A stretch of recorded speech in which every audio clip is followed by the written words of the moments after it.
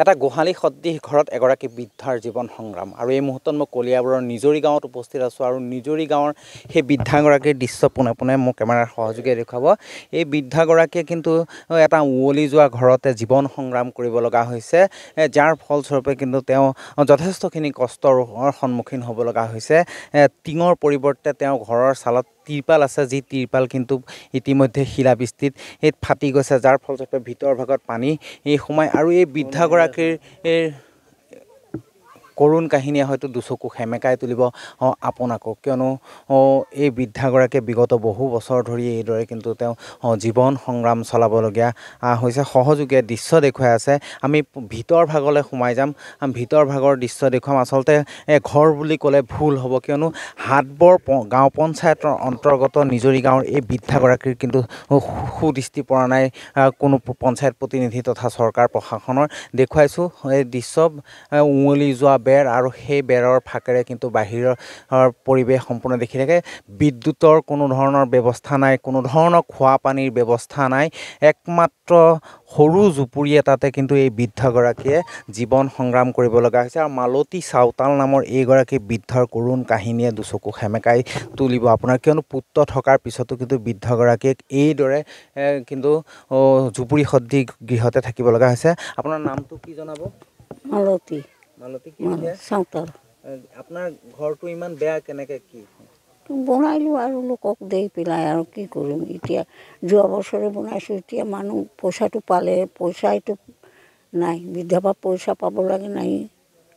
অৰুণোদয় পাইছে? নাই, কোনো পোৱা নাই। চৰকাৰী ঘৰ নাই পোৱা? নাই। আপুনি কি কাম কৰে? মই কাম কৰোঁ নাখাওঁ। খুজি মাগি খায়? অঁ। ক'ত খুজিব যায়? এই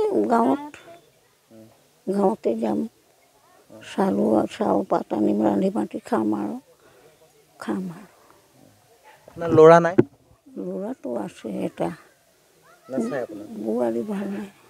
অত্যাচাৰ কৰে? আপোনাক মাৰপিট কৰে নেকি? অঁ।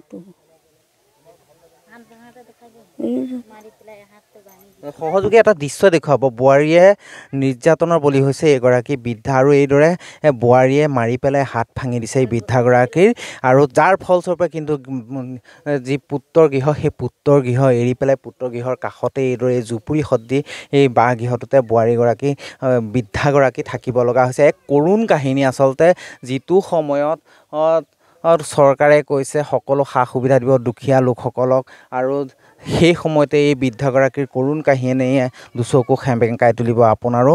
আৰু আমি দৃশ্য দেখুৱাইছোঁ, আৰু এই বৃদ্ধাগৰাকীয়ে কিন্তু একমাত্ৰ যি পুত্ৰ, সেই পুত্ৰ সন্তানৰ যি বোৱাৰী, সেই বোৱাৰীৰ নিৰ্যাতনৰ বলি হৈ এইদৰে কিন্তু বাঁহগৃহ এৰি আহি পেলাই জুপুৰি সদৃশ বাঁহগৃহতে থাকিব লগা হৈছে। স্থানীয় লোক আছে, মই আপোনাৰ লগত কথা পাতিম।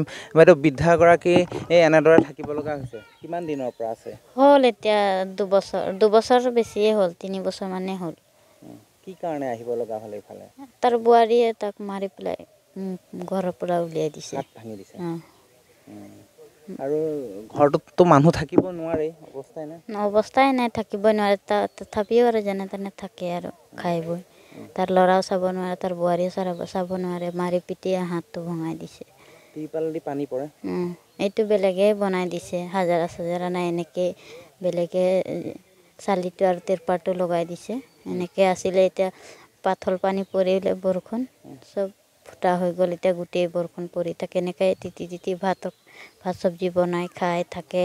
বেছিকৈ বৰষুণ পৰিলেও লোকৰ ঘৰত গুচি যায়, তাতে হৈ ৰাতিটো থাকে আৰু ৰাতিপুৱা হ'লে আহি যায়। কাৰেণ্টটো নাই?